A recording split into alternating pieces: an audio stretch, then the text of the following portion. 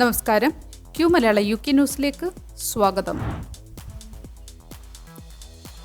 Heathrow വിമാനത്താവളത്തിലെ Indian ജീവനക്കാർക്കെതിരെ വംശീയ പരാമർശം. ലണ്ടനിലെ ഹീത്രോ വിമാനത്താവളത്തിൽ ഇന്ത്യൻ ഏഷ്യൻ ജീവനക്കാർ ഇംഗ്ലീഷ് സംസാരിക്കുന്നില്ലെന്നാരോപിച്ച് UK വനിതയായ ലൂസി വൈറ്റിന്റെ എക്സ് പോസ്റ്റ് വൈറലായി. പബ്ലിക് പോളിസി സ്പെഷ്യലിസ്റ്റായ വൈറ്റ് ജീവനക്കാർ ഇംഗ്ലീഷ് സംസാരിക്കാത്തതിനാൽ അവരെ നാടുകടത്തണമെന്ന് ആവശ്യപ്പെട്ടു. ഹീത്രോയിലെ ജീവനക്കാരിൽ ഭൂരിഭാഗവും ഇന്ത്യക്കാരോ ഏഷ്യക്കാരോ ആണ്. അവർ ഒരു വാക്ക് ഇംഗ്ലീഷ് പോലും സംസാരിക്കുന്നില്ല എന്നായിരുന്നു അവരുടെ പോസ്റ്റ്. ഇംഗ്ലീഷ് സംസാരിക്കാൻ ആവശ്യപ്പെട്ടപ്പോൾ തന്നെ വംശീയവാദിയെന്ന് വിളിച്ചുവെന്നും അവർ ആരോപിച്ചു. എന്നാൽ ഈ പരാമർശത്തിനെതിരെ സോഷ്യൽ മീഡിയയിൽ വൻ വിമർശനം ഉയർന്നു. ഇംഗ്ലീഷ് അറിയാത്തവർ എങ്ങനെ വംശീയവാദിയെന്ന് വിളിച്ചതായി ഒരു ഉപയോക്താവ് ചോദിച്ചു. ബ്രിട്ടന്റെ സമ്പദ് വ്യവസ്ഥയിൽ ഇമിഗ്രന്റുകളുടെ സംഭാവനകൾ ചൂണ്ടിക്കാട്ടി മറ്റൊരാൾ വൈറ്റിന്റെ വാദങ്ങളെ തള്ളി. ഹീത്രോയിലെ വൈവിധ്യം ബ്രിട്ടന്റെ ആഗോള ബന്ധത്തിന്റെ തെളിവാണെന്ന് ഉപയോക്താക്കൾ വ്യക്തമാക്കി. വൈറ്റിന്റെ പോസ്റ്റ് കാലഹരണപ്പെട്ട മനോഭാവത്തിന്റെ പ്രതിഫലനമാണെന്നാണ് വിലയിരുത്തൽ. ഇംഗ്ലണ്ടിൽ റെസിഡന്റ് ഡോക്ടർമാരുടെ പണിമുടക്ക്. NHSഉം ഹെൽത്ത് സെക്രട്ടറിയും ആശങ്കയിൽ. ഇംഗ്ലണ്ടിൽ NHS റെസിഡന്റ് ഡോക്ടർമാർ ശമ്പള വർധന ആവശ്യപ്പെട്ട് വീണ്ടും പണിമുടക്കിലേക്ക്. 29% ശമ്പള വർധന ആവശ്യപ്പെട്ട് ബ്രിട്ടീഷ് മെഡിക്കൽ അസോസിയേഷൻ 55,000 ഡോക്ടർമാർക്കിടയിൽ നടത്തിയ ബാലറ്റിംഗിന്റെ ഫലം ചൊവ്വാഴ്ച പുറത്തുവരും. 2008 മുതൽ നഷ്ടപ്പെട്ട ശമ്പളമൂല്യം തിരികെ വേണമെന്നാണ് ആവശ്യം. സമരം തുടർന്നാൽ 2029 മുമ്പ് ആശുപത്രി ചികിത്സയുടെ ബാക്ക്ലോഗ് കുറയ്ക്കാനും 18 ആഴ്ച കാത്തിരിപ്പ് സമയം പുനഃസ്ഥാപിക്കാനുമുള്ള NHSന്റെ ശ്രമങ്ങൾ തകിടം മറിയുമെന്നതിനാൽ ഹെൽത്ത് സെക്രട്ടറി വെസ്ട്രീറ്റിംഗ് ആശങ്ക പ്രകടിപ്പിച്ചു. തുടർച്ചയായ സമരങ്ങളും റദ്ദാക്കലുകളും രോഗികൾക്ക് ദുരിതമാകുമെന്ന് NHS employers chief executive Danny Mortimer വ്യക്തമാക്കി. മുൻ ഗവൺമെന്റിന്റെ കാലത്ത് 44 ദിവസം സമരം നടന്നിരുന്നു. ലേബർ ഗവൺമെന്റ് 22% ശമ്പള വർധന അനുവദിച്ചെങ്കിലും ഇപ്പോൾ നിർദ്ദേശിച്ച 5.4% വർധനയിൽ ഡോക്ടർമാർ അതൃപ്തരാണ്. സമരം രോഗികളുടെ ചികിത്സയെ ബാധിക്കുമെന്നാണ് ആശങ്ക. മിലാൻ വിമാനത്താവളത്തിൽ ജെറ്റ് എഞ്ചിനിലേക്ക് ചാടി യുവാവ് ആത്മഹത്യ ചെയ്തു. ഇറ്റലിയിലെ മിലാൻ ബെർഗാമോ വിമാനത്താവളത്തിൽ 35-കാരനായ യുവാവ് വിമാനത്തിന്റെ ജെറ്റ് എഞ്ചിനിലേക്ക് ചാടി ആത്മഹത്യ ചെയ്തു. യുവാവ് വിമാന യാത്രക്കാരനോ വിമാനത്താവള ജീവനക്കാരനോ അല്ലായിരുന്നുവെന്ന് ബെർഗാമോ ന്യൂസ് റിപ്പോർട്ട് ചെയ്തു. വാഹനത്തിലെത്തിയ ഇയാൾ വാഹനം ഉപേക്ഷിച്ച് ടെർമിനലിലേക്ക് ഓടുകയും നിയന്ത്രിത മേഖലയിലേക്ക് അതിക്രമിച്ചു കയറുകയും ചെയ്തു. ബോർഡർ പോലീസ് തടയാൻ ശ്രമിച്ചെങ്കിലും ഇയാൾ അവരെ മറികടന്ന് റൺവേയിലേക്ക് ഓടി. വോലോട്ടിയ എയർബസ് A319 വിമാനത്തിന്റെ ടർബോ ഫാനിലേക്ക് ചാടുകയായിരുന്നു. സംഭവത്തെ തുടർന്ന് വിമാനത്താവളത്തിൽ വൻ തടസ്സങ്ങളുണ്ടായി. 9 വിമാനങ്ങൾ മറ്റ് വിമാനത്താവളത്തിലേക്ക് വഴിതിരിച്ചുവിട്ടു. 8 ഡിപ്പാർച്ചറുകൾ റദ്ദാക്കി. വിമാനത്താവള പ്രവർത്തനങ്ങൾ താൽക്കാലികമായി നിർത്തിവെച്ചെങ്കിലും പിന്നീട് പുനരാരംഭിച്ചു. സംഭവത്തിന്റെ കാരണങ്ങൾ പോലീസ് അന്വേഷിക്കുകയാണ്. 2023 ഇറാനിലും അമേരിക്കയിലും സമാനമായ സംഭവങ്ങൾ റിപ്പോർട്ട് ചെയ്യപ്പെട്ടിരുന്നു. ഇത്തരം ദുരന്തങ്ങൾ വിമാനത്താവള സുരക്ഷയെക്കുറിച്ചുള്ള ആശങ്കകൾ വർദ്ധിപ്പിക്കുന്നു. 1960കളിലെ UK സ്കൂൾ ആൽഫബറ്റ് പരീക്ഷണം ദീർഘകാല ആഘാതം സൃഷ്ടിച്ചു. 1960കളിലും 70കളിലും UKയിൽ നടന്ന ഒരു വിദ്യാഭ്യാസ പരീക്ഷണത്തിൽ ഇനിഷ്യൽ ടീച്ചിങ് ആൽഫബറ്റ് ആയിരക്കണക്കിന് കുട്ടികളുടെ എഴുത്ത് വായനശേഷിയെ ബാധിച്ചു. 44 ശബ്ദങ്ങളെ പ്രതിനിധീകരിക്കുന്ന 44 അക്ഷരങ്ങൾ ഉൾക്കൊള്ളുന്ന ഈ ആൽഫബറ്റ് വായന എളുപ്പമാക്കാൻ ലക്ഷ്യമിട്ടിരുന്നു. എന്നാൽ സാധാരണ ആൽഫബറ്റിലേക്കുള്ള മാറ്റം പല കുട്ടികൾക്കും വെല്ലുവിളിയായി. സർ ജെയിംസ് പിറ്റ്മാൻ 1959 ആവിഷ്കരിച്ച ITA 1966ഓടെ 158 UK വിദ്യാഭ്യാസ അതോറിറ്റികൾ 140 എണ്ണത്തിൽ ഉപയോഗിച്ചിരുന്നു. 8 വയസ്സിന് മുമ്പ് സാധാരണ ആൽഫബറ്റിലേക്ക് മാറുമെന്ന് വാഗ്ദാനം ചെയ്തിരുന്നെങ്കിലും പലർക്കും ഇത് ബുദ്ധിമുട്ടായി.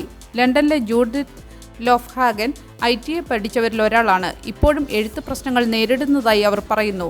ITAയെ പരാജയപ്പെട്ട പരീക്ഷണമെന്ന് വിദ്യാഭ്യാസ വിദഗ്ധർ വിശേഷിപ്പിക്കുന്നു. ദേശീയ പഠനമോ പരീക്ഷണത്തിന്റെ ഫലങ്ങളെക്കുറിച്ചുള്ള വിലയിരുത്തലോ നടന്നിട്ടില്ല. ITAയുടെ ദീർഘകാല ആഘാതം ഇന്നും ചർച്ചയാണ്. ഇന്ത്യ ബ്രിട്ടൻ സ്വതന്ത്ര വ്യാപാര കരാർ. 99% ഇനങ്ങൾക്ക് തീരുവ ഒഴിവാക്കും.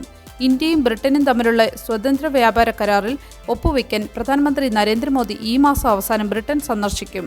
മെയ്യിൽ ധാരണയായ ഈ കരാർ ആഗോള വ്യാപാര യുദ്ധത്തിനിടയിൽ ശ്രദ്ധേയമാണ്. കരാർ പ്രകാരം ഇന്ത്യ കയറ്റുമതി ചെയ്യുന്ന 99% ഇനങ്ങൾക്കും ബ്രിട്ടൻ തീരുവ ഒഴിവാക്കും.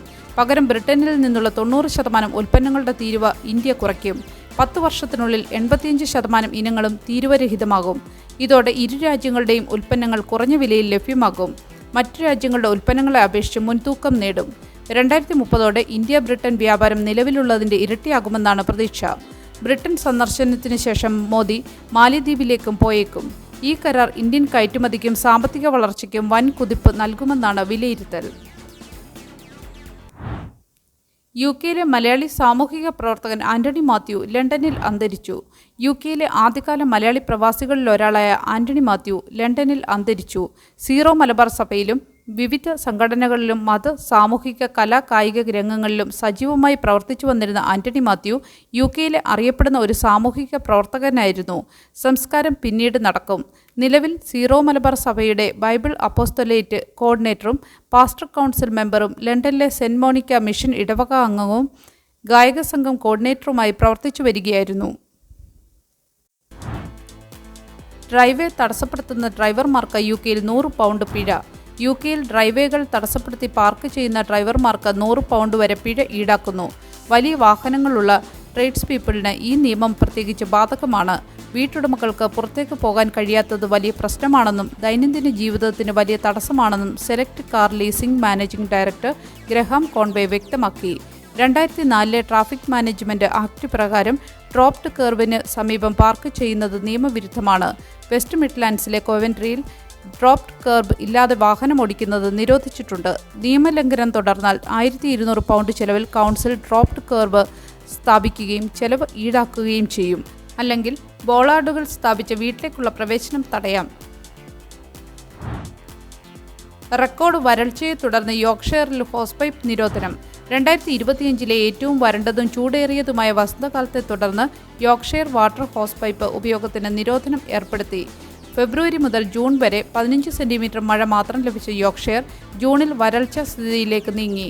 റിസർവോയറുകളുടെ ശേഷി 55.8% കുറഞ്ഞു. ഗാർഡൻ നനയ്ക്കൽ, വാഹനങ്ങൾ കഴുകൽ, സ്വിമ്മിംഗ് പൂൾ നിറയ്ക്കൽ തുടങ്ങിയ ഹോസ്പൈപ്പ് ഉപയോഗിച്ചുള്ള പ്രവർത്തനങ്ങൾ നിരോധിച്ചിട്ടുണ്ട്. വാണിജ്യ ആവശ്യങ്ങൾക്കും ബ്ലൂ ബാഡ്ജ് ഹോൾഡർമാർക്കും യോർക്ക്ഷയർ വാട്ടറിന്റെ പ്രയോറിറ്റി സർവീസിൽ ഉൾപ്പെട്ടവർക്കും ഇളവുണ്ട്. വരൾച്ച തുടരുന്നതിനാൽ ജലലഭ്യത ഉറപ്പാക്കാൻ നടപടി അനിവാര്യമാണെന്ന് യോർക്ക്ഷയർ വാട്ടർ അധികൃതർ വ്യക്തമാക്കി. ഗണ്യമായ മഴ ലഭിക്കുന്നതുവരെ നിയന്ത്രണങ്ങൾ തുടരും. ശീതകാലം വരെ ഈ നിയന്ത്രണം നീളാമെന്നും മുന്നറിയിപ്പുണ്ട്. മുൻ പ്രധാനമന്ത്രി ഋഷി സുനക് ഗോൾഡ്മാൻ സാക്സിൽ ചേർന്നു. മുൻ ബ്രിട്ടീഷ് പ്രധാനമന്ത്രി ഋഷി സുനക് ഗോൾഡ്മാൻ സാക്സിൽ സീനിയർ ഉപദേഷ്ടാവായി ചേർന്നു. 2001 മുതൽ 2004 വരെ ഈ ബാങ്കിൽ ജോലി ചെയ്തിരുന്നതാണെങ്കിലും 2024 തെരഞ്ഞെടുപ്പ് പരാജയത്തിന് ശേഷമാണ് ഈ ഉത്തരവാദിത്തം ഏറ്റെടുക്കുന്നത്. സുനക്കിന്റെ വാർഷിക ശമ്പള പാക്കേജ് ഏകദേശം 1 മില്യൺ പൗണ്ട് ആണെന്ന് റിപ്പോർട്ടുകൾ സൂചിപ്പിക്കുന്നു. സുനക് തന്റെ മുഴുവൻ ശമ്പളവും ഭാര്യ അക്ഷത മൂർത്തിയോടുകൂടി തുടങ്ങിയ ചാരിറ്റിയായ ദ റിച്ച്മണ്ട് പ്രൊജക്ടിന് നൽകുമെന്നാണ് റിപ്പോർട്ടുകൾ. 70% മുൻ മന്ത്രിമാർ ഓർഗനൈസ്ഡ് മേഖലകളിൽ ജോലി എടുക്കുന്നതായി പഠനങ്ങൾ പറയുന്നു. ഒരു നല്ല ദിവസം ആശംസിച്ചുകൊണ്ട് ഈ വാർത്താ ബുള്ളറ്റിൻ പൂർണ്ണമാകുന്നു. എല്ലാ ദിവസവും വാർത്തകൾക്കായി ഫോളോ ചെയ്യണമെന്നും വാർത്തകളുടെ നോട്ടിഫിക്കേഷൻ ലഭിക്കാനായി ബെല്ലൈക്കൺ എനേബിൾ ചെയ്യണമെന്നും Q മലയാളം UK ന്യൂസ് ഫേസ്ബുക്കിലും ഇൻസ്റ്റാഗ്രാമിലും യൂട്യൂബിലും ഫോളോ ചെയ്യണമെന്നും അഭ്യർത്ഥിക്കുന്നു.